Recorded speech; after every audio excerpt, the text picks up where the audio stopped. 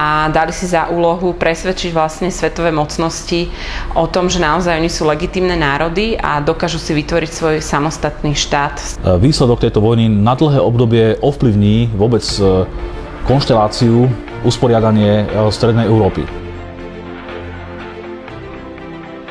Bola zriadená dočasná slovenská vláda, ktorá sídlila v Skalici.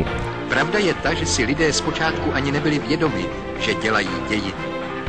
No a to sú vlastne tie spomínané udalosti z 28. októbra 1918. Obsadzovanie Slovenska československou armádou, ktoré začalo v novembri 1918, teda prebiehalo za ozbrojených zrážok, ktoré si vyžiadali veľmi veľa obetí.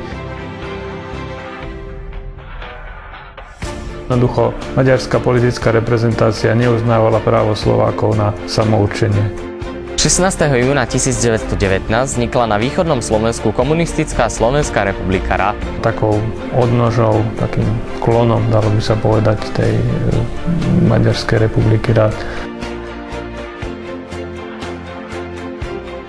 Tá prvá Československá republika naozaj vznikla z vôle mocností, či už Británie, Francúzska a USA.